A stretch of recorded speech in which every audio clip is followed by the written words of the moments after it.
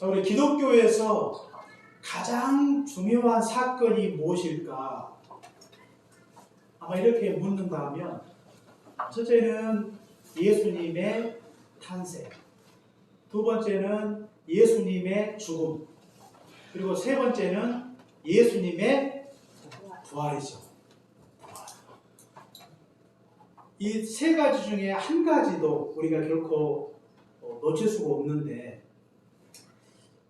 이 중에서 뭐가 가장 중요한가 그렇게 나눌 수 없지만, 그러나 우리가 고린도전서 15장에 보니까요, 만약에 예수님의 부활이 없다면 우리가 전파하는 것도 헛되고 우리가 믿는 것도 헛되다고 이렇게 말씀을 하고 있어요. 부활이 없다면 이거 헛된 것입니다. 우리가 믿는 모든 것이. 설사 예수님의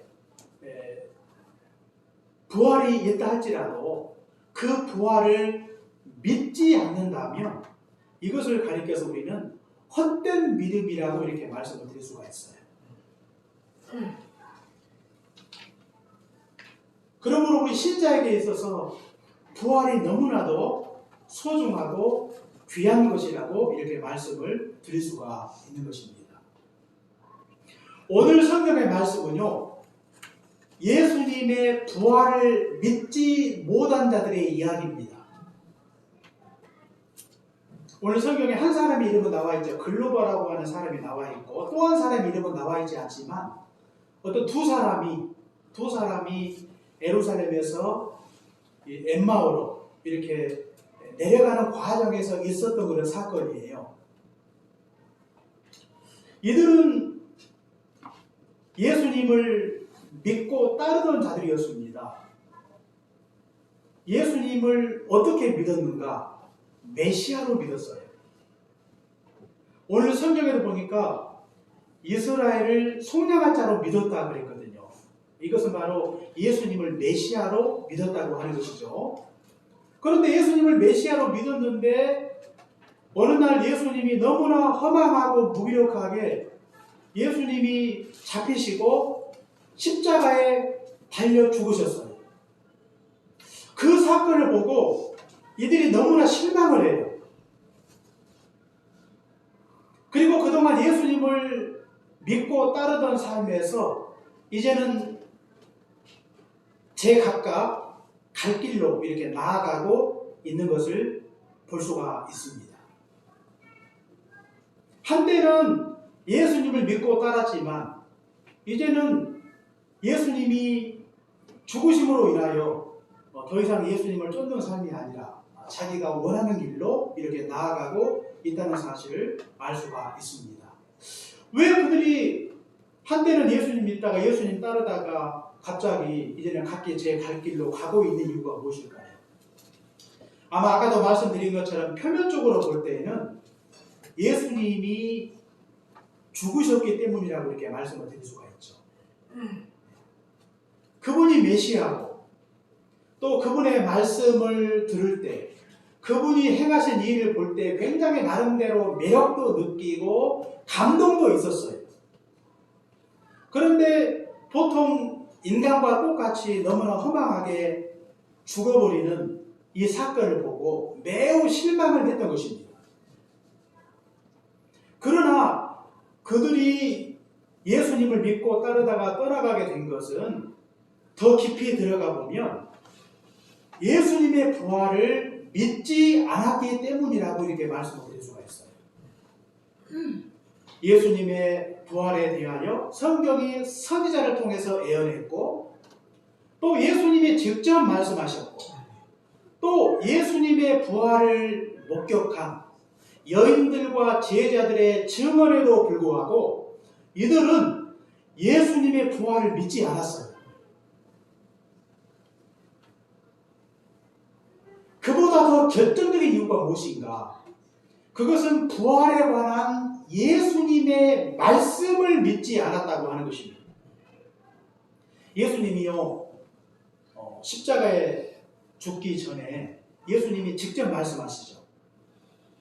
고난당하시고 십자가에 죽으시고 사흘 만에 다시 살아나야 될 것을 예수님이 직접 말씀을 하셨음에도 불구하고 그 말씀을 믿지 않았다고 하는 것입니다. 말씀을 믿지 않은 것이 예수님을 불신하고 떠나가게 된 가장 결정적인 이유라고 하는 것입니다. 우리가 오늘 성경 25절에도 나와 있죠. 미련하고 선지자들이 말한 모든 것을 마음에 더디 믿는 자들이요 그랬어요. 예수님이 사흘 만에 다시 살아나야 될 것을 예수님이 말씀을 했음에도 불구하고 그 말씀을 믿지 않은 것입니다. 그것이 바로 예수님께 절망하고 예수님을 떠나가게 된 가장 결정적인 이유라고 이렇게 말씀을 드릴 수가 있어요. 그러니까 그들은 예수님을 믿는다고 예수님을 따랐지만 예수님의 부활을 믿지 못하는 그런 헛된 믿음을 가진 자들이라고 이렇게 말씀을 드릴 수가 있어요.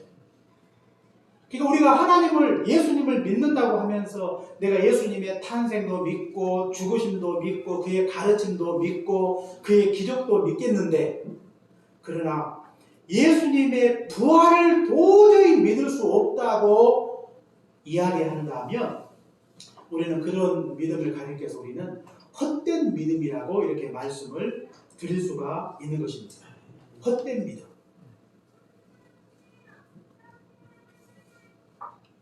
이런 헛된 믿음이 두 사람을 절망하게 만들었고, 헛된 믿음이 주님을 따르다가 딴 길로 나아가고 있다는 사실을 알 수가 있는 것입니다. 어떤 분들은 종종 그런 이야기를 할 때가 종종 있어요. 내가 다른 건 다 믿겠어요. 성경을 보니까 예수님의 말씀이 너무나 좋고 자문의 말씀이 너무나 좋고 말씀만 놓고 보면 너무나 도덕적으로 윤리적으로 좋은 말씀이기 때문에 말씀만 놓고 보면 정말로 나에게 유익하고 내가 믿겠는데, 그런데 성경에 보시면 여러 가지 그 이적들이 많고 특별히 예수님이 죽었다가 다시 살아나게 되었다는 사실을 내가 도저히 믿지 못하겠다고 하는 분들이 종종 있습니다. 그러나 우리가 성경에 있는 모든 말씀을 다 믿는다 할지라도 예수님의 부활을 믿지 못한다면 이것은 참된 믿음일 수 없는 것입니다. 헛된 믿음이에요. 여러분들은 예수님의 부활을 믿습니까? 아멘. 예수님이 죽은 지 사흘 만에 다시 살아나시고 우리에게도 부활의 산소망을 허락해 주신 것을 믿습니까? 아멘. 우리가 예수님을 믿는다고 하는 것은, 예수님의 부활을 믿는다고 하는 것은 예수님이 우리에게 허락하신 그 말씀을 믿는 것이라고 이렇게 말씀을 드릴 수가 있는 것입니다. 우리는 부활의 신앙을 갖게 되면 어떤 상황에 있다 할지라도 결코 절망하지 않습니다. 우리가 예수님의 부활을 믿는다면, 부활신앙을 가지고 있다면 우리는 일평생 변치 않는 마음으로 주를 믿고 따를 수가 있다고 하는 것입니다. 그러나 부활의 신앙을 갖지 못하면 믿다가도 떠나갈 수가 있어요.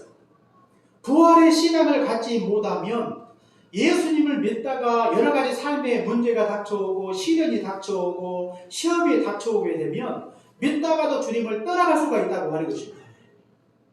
한때는 열심히 주님을 믿다가도 부활신앙이 없다면 반드시 거기에 일정한 한계가 있다는 사실을 기억해야 하겠습니다. 오늘 부활절에 주님께서 말씀하신 대로 사흘 만에 다시 살아나게 된 것을 믿고 부활의 신앙으로 결코 낙심하거나 절망하지 말고 우리가 믿는 그 주님을 끝까지 믿고 의지하며 살아가시는 그런 복된 신자로 살아가시기를 주의 이름으로 축원합니다. 그렇다면 부활의 신앙이 이토록 중요한데 우리가 어떻게 하면 우리가 부활의 신앙을 가질 수가 있는 것인가? 한때는 열심히 주님을 믿고 따랐던 이 두 사람, 물론 예수님의 12 제자는 아니지만 이들도 마치 주님의 제자들과 똑같은 그런 삶을 살았던 사람들이었는데 예수님이 죽으시고 난 이후에는 이제는 더 이상 예루살렘에 머물지 아니하고 각기 제 길로 엠마오로 자기가 원하는 길로 이렇게 흩어지고 있는 걸 볼 수가 있는데 그들이 이렇게 된 것은 부활신앙이 없기 때문에 이렇게 되었다고 하는 것입니다. 그렇다면 우리가 주님을 온전히 믿고 따르기 위해서 우리에게 반드시 필요한 것이 바로 부활신앙인데 어떻게 우리가 부활신앙을 갖게 되는 것인가? 먼저 이 주님의 부활을 믿지 못했던 자들에게 부활의 주님을 믿도록 하기 위해서 주님께서 그들을 찾아오십니다. 이 두 사람. 그리고 주님께서 두 사람과 함께 동행하세요. 이때만 해도 주님이 그들과 함께 계셨지만 그것을 알지를 못하고 있는 걸 볼 수가 있어요.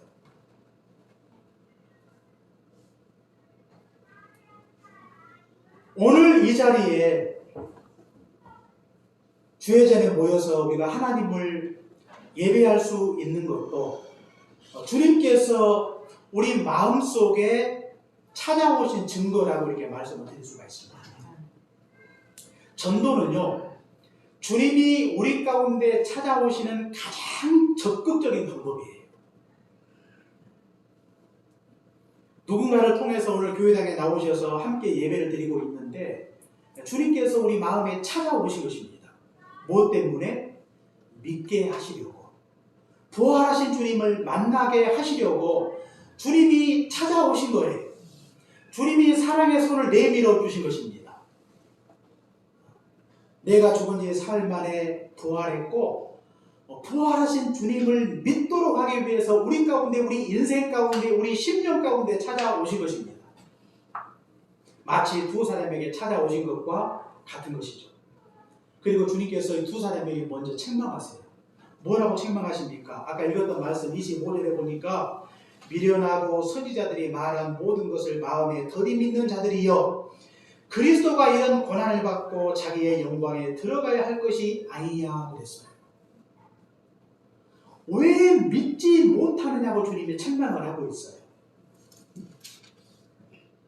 주님이 부활하신 그 증거가 너무나 명백한데 선지자들의 예언이 있었고 예수님의 말씀이 있었고 부활을 목격한 수많은 증인들이 있음에도 불구하고 왜 부활하신 주님을 믿지 못하느냐고 주님이 책망하고 있는 것입니다.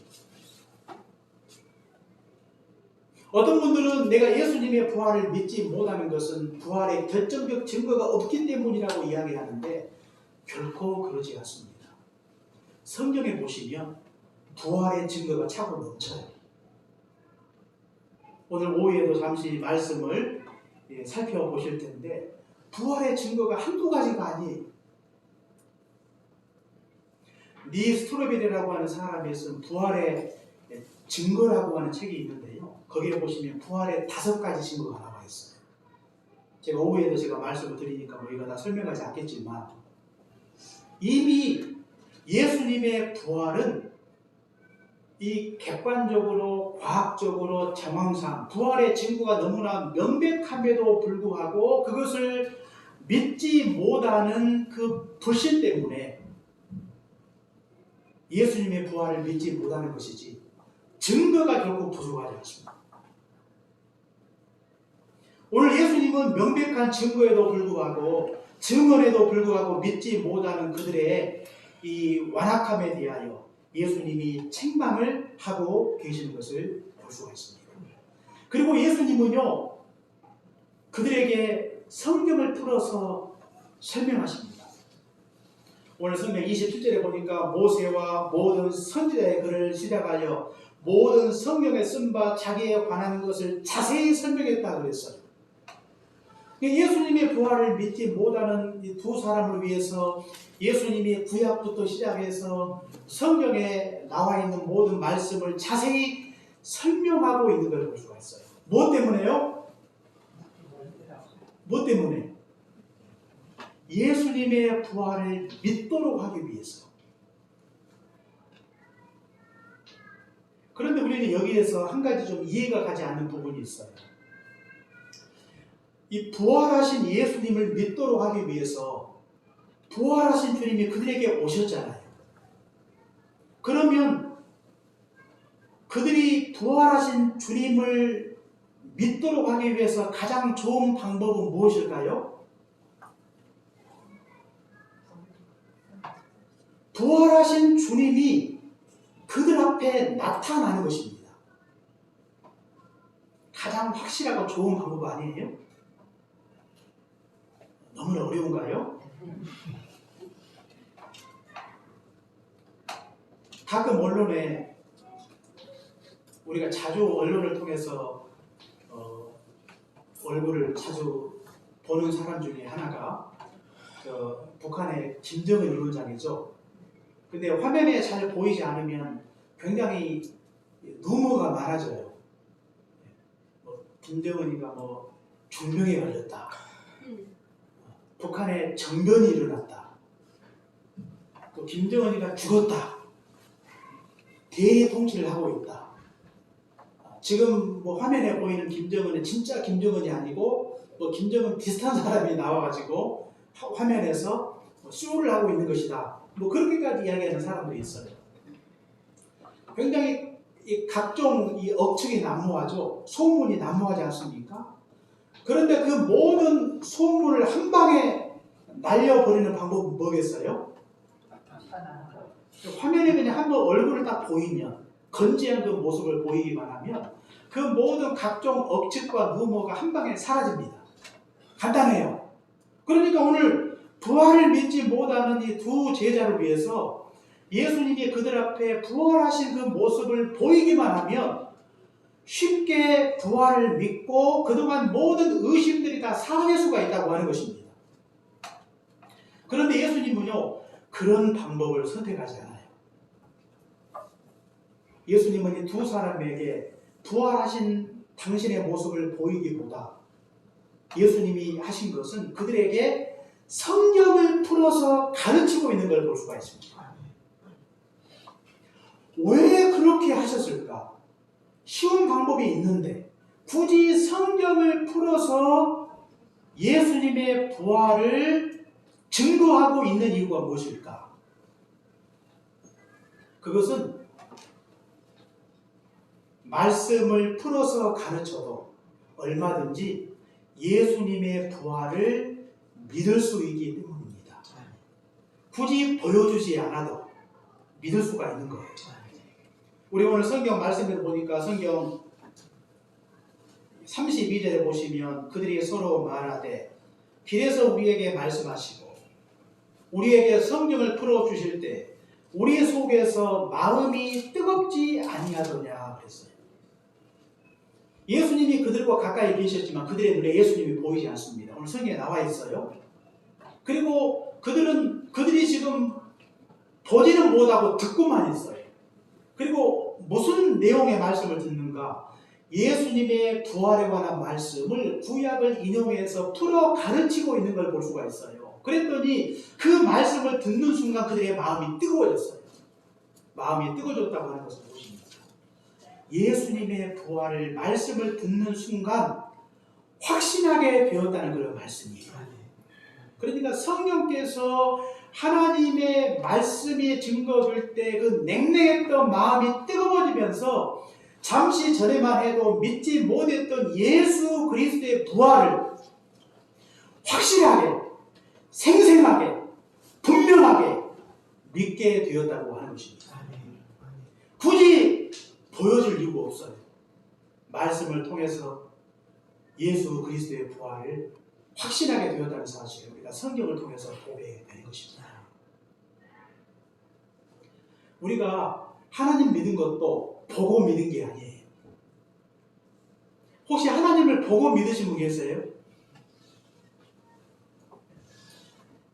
우리가 하나님을 보고 하나님의 존재를 믿은 거 아닙니다.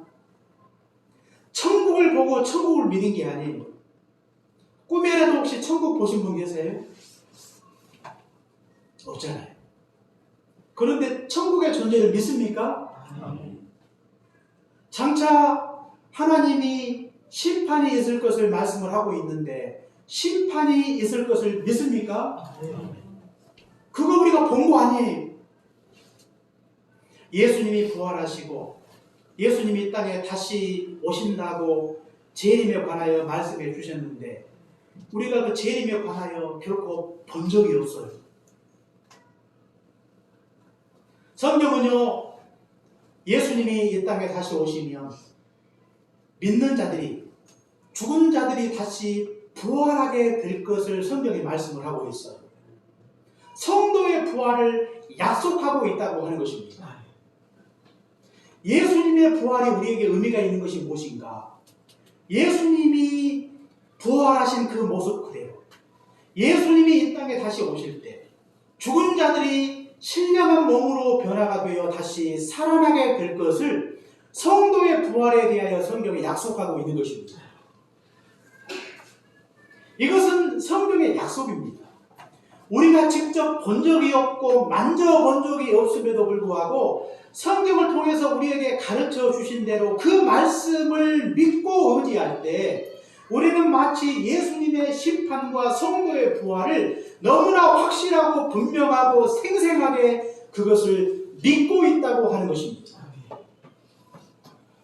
부활신앙은요, 말씀으로 충분합니다. 꼭 굳이 그것을 보지 않아도 얼마든지 예수님의 죽으심과 예수님의 부활과 성도의 부활을 너무나 확실하고 분명하게 믿을 수가 있어요. 그래서 우리가 요한복음 20장에도 보니까요, 이때는 예수님이 말씀이 아니라 직접 제자들에게 나타나십니다. 엠마오로 가는 두 제자에게는 말씀으로 그들에게 오셨지만 제자들에게는 실제로 부활하신 그 모습을 있는 그대로 보여주세요.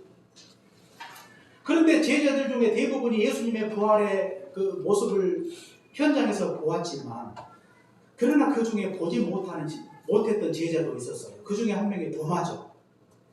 도마는 제자들의 말을 듣고도 믿지 않아요. 예수님의 부활했다는 사실. 내가 예수님을 보지 않고는 내가 믿지 않겠다. 예수님의 옆구리에 손을 넣어 보지 않고는 내가 결코 부활을 믿지 않겠다고 이렇게 고백하죠.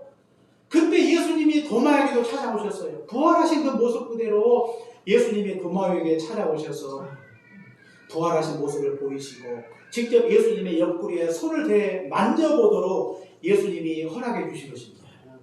그리고 그때 예수님이 도마에게 말씀하세요. 너는 보는 거로 믿느냐? 보지 못하고 믿는 자는 더욱 복되다. 이렇게 주님께서 말씀하고 있는 것입니다. 그러니까 보지 않고도 얼마든지 확실하게 믿을 수 있는 것, 그것이 바로 부활이고 하나님이고 심판이고 천국이고 영생입니다. 예수님을 다 보고 믿는 거 아니에요. 우리가 이 땅에서 꼭 신앙이 아니라도 모든 걸 다 보고 믿는 건 아니에요. 보지 않고도 우리가 믿을 수 있는 것들이 얼마나 많은지 몰라요. 겨울이 되면 봄이 올 것을 믿습니다. 봄이 지나고 나면 여름이 오고 여름이 오면 가을이 오고 가을이 오면 겨울이 올 것을 믿습니다. 그 믿는 거예요. 우리가 모든 것을 직접 보고 만져서 믿는 것이 아니라 얼마든지 하나님께서 우리에게 주시는 이 말씀을 통해서 우리가 하나님의 존재를 믿고 영생을 믿고 천국을 믿고 지옥을 믿습니다. 그리고 예수님이 부활하신 그 모습 그대로 우리도 신령한 몸으로 변화가 돼요. 장차 하나님께서 예비하신 천국에서 새하늘과 새 땅에서 주님과 함께 영생 복락을 누리며 살아가게 될 것을 믿는 것입니다. 이것은 말씀으로 충분합니다.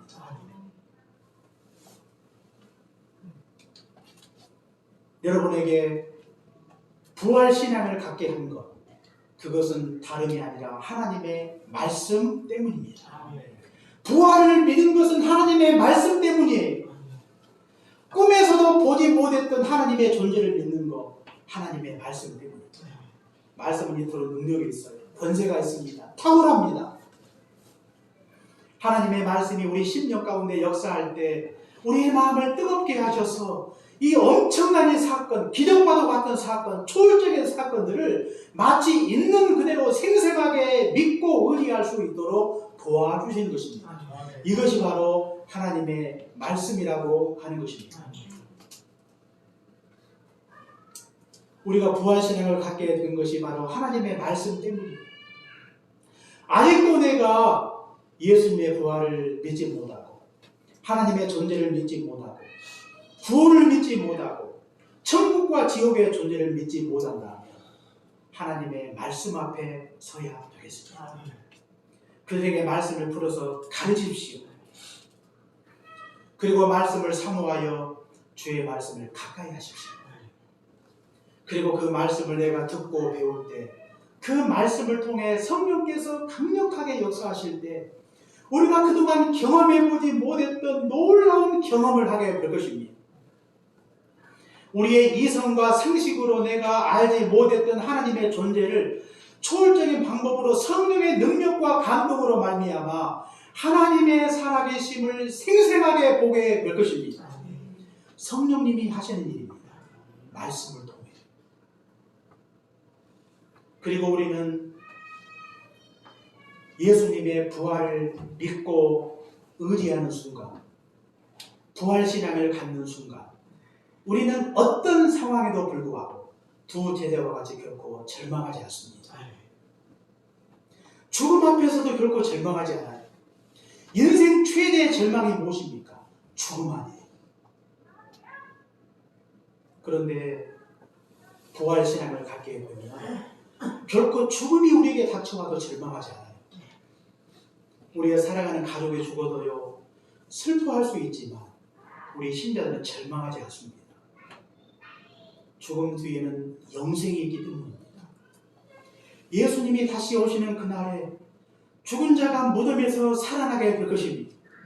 죽은 자가 호련히 변하여 신령한 몸으로 변화가 되고 썩지 않을 육신으로 변화가 되어 우리도 주님이 받으신 그 영광에 함께 동참하게 될 것입니다.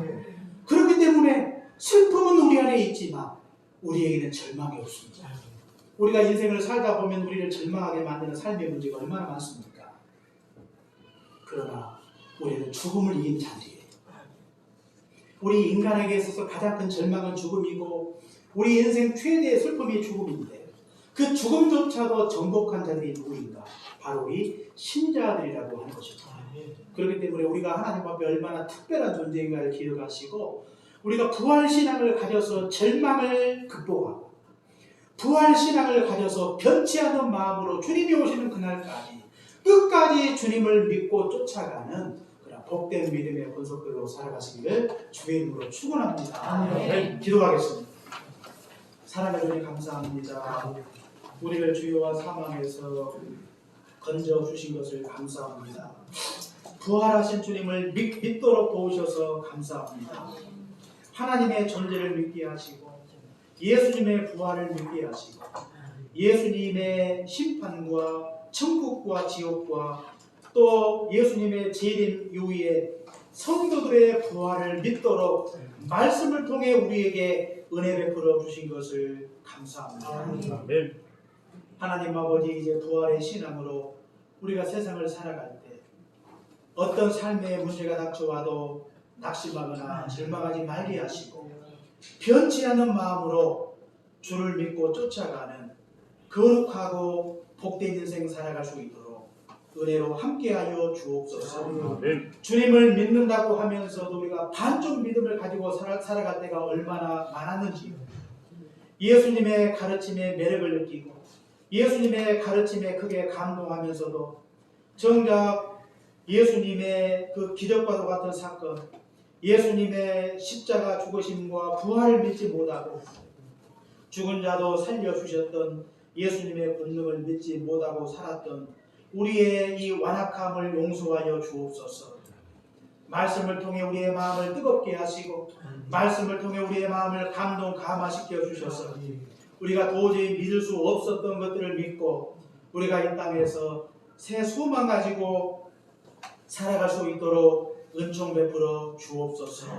우리의 완악한 마음의 문을 활짝 열어 주옵소서. 우리의 이성과 상식으로 만날 수 없는 하나님을 하나님의 말씀을 통해 성령의 감동으로 만나게 하옵소서. 그래서 우리가 이 땅에서 새로운 인생, 새로운 비전과 소망 가지고 살아가는 복된 인생 살아갈 수 있도록 여기에 머릿속에 모든 믿음의 권속들을 축복해 주옵소서. 예수님 이름으로 기도합니다. 아멘.